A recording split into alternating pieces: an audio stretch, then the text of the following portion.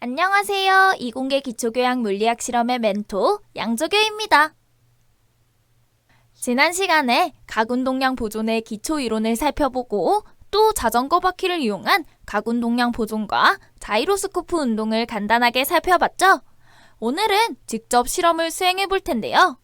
실험 장치는 아주 단촐하네요. 손잡이 끝에 끈이 달린 자전거 바퀴와 회전판, 이 두 개뿐입니다. 회전판은 부드럽게 돌아가죠? 실험도 아주 단순하죠. 회전판 위에 서서 회전하는 자전거 바퀴만 기울이고 뒤집어 보면 됩니다. 우선 각운동량이 플러스 Z축 방향으로 형성되게끔 자전거 바퀴를 돌려서 쥐고 있다가 두 팔을 교차시켜 완전 180도 뒤집어 볼까요? 초기 각운동량이 위쪽이었으므로 뒤집어서 각운동량을 아래쪽으로 생기게 하면 이 아래쪽 각운동량을 상쇄시키고 위쪽의 각운동량을 만들기 위한 움직임이 발생할 것입니다. 처음 각운동량의 크기는 알 수 없지만 뒤집었을 때 몸과 바퀴, 회전틀로 이루어진 개가 만드는 각운동량의 크기는 2배가 됨을 알 수 있겠네요. 그래야 뒤집어진 각운동량을 상쇄시키고 남은 양이 원래 있던 초기 각운동량과 같을 테니까요. 또 반대로 각운동량을 아래쪽으로 형성되게끔 한 후 180도 뒤집는 경우와 비교해보면 될 것입니다. Z축 방향으로 만들어지는 각운동량은 분석이 쉽겠네요. 그럼 이번에는 자전거 바퀴를 든 손을 앞으로 나란히 하듯 쭉 뻗어서 자전거 바퀴를 세워서 실험해 보도록 할까요? 우선 각운동량이 화면 기준으로 오른쪽으로 형성되게끔 자전거 바퀴를 회전시킵니다. 그리고 바퀴를 기울여 몸이 어느 방향으로 회전하는지 알아보는 것이죠. 또 각운동량이 화면 기준으로 왼쪽으로 형성되게끔 자전거 바퀴를 회전시키고 바퀴를 기울여 몸이 어느 쪽 방향으로 회전하는지 알아보는 것입니다. 바퀴는 화면 기준으로 1사분면과 3사분면, 대각선 방향으로 기울여 보기도 하고 2사분면과 4사분면 방향으로도 기울여 봅니다. 이와 같이 4가지의 조합에 대해서 실험해보고 몸이 회전하는 방향을 그리면 됩니다.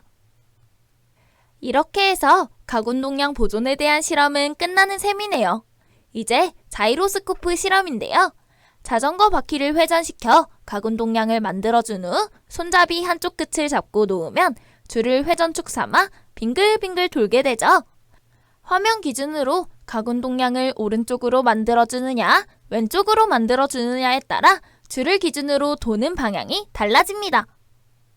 실험을 하면서 좀 주의해서 봐야 할 부분은 자전거 바퀴의 회전수가 커서 각운동량이 클 때와 자전거 바퀴의 회전수가 작아서 각운동량이 상대적으로 작을 때 줄을 기준으로 도는 각속도가 빠른지 느린지 정도만 눈여겨봐두시기 바랍니다.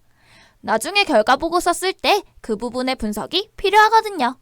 동영상에서는 너무 빨리 잡는 바람에 확인이 어렵네요. 자, 이렇게 해서 실험은 다 끝났네요. 일반 물리 실험 중에서 시간이 가장 짧게 걸리는 아주 바람직한 실험이죠. 그럼 결과 보고서를 같이 써볼까요?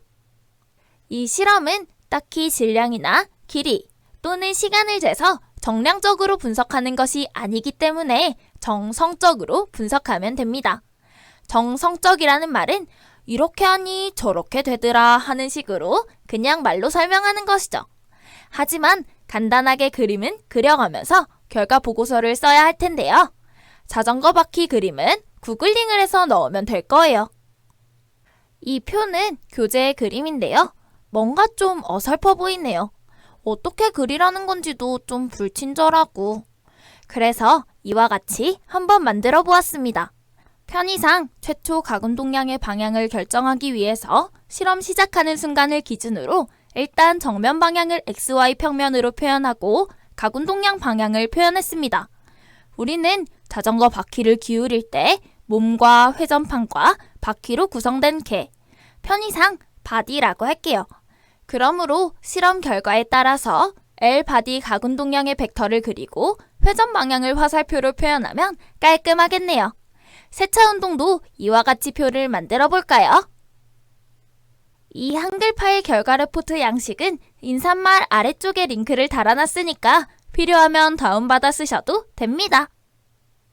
세차 운동의 경우는 돌림임도 그려볼 수 있게 해놓으면 깔끔하겠네요.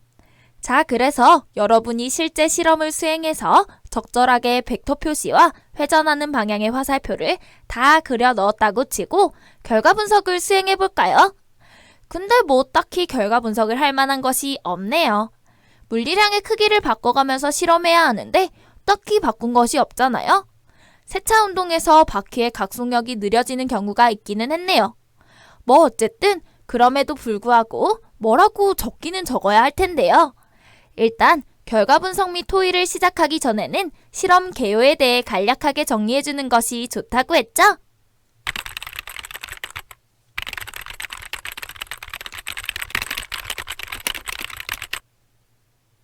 그리고 실험했던 내용을 담담하게 기술해보면 되겠죠? 그리고 여러분이 구글링을 통해서 가군동량 보존과 관련된 현상들, 주변에서 관찰할 수 있는 현상들을 예시로 설명해주면 좋을 것입니다.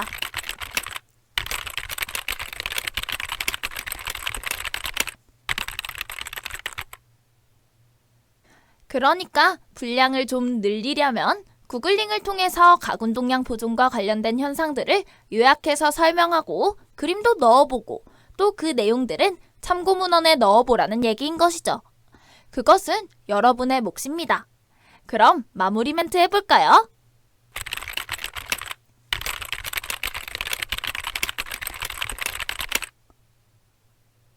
물리량의 크기를 변화시키면서 정량적으로 분석하는 것이 오히려 편한 것 같네요.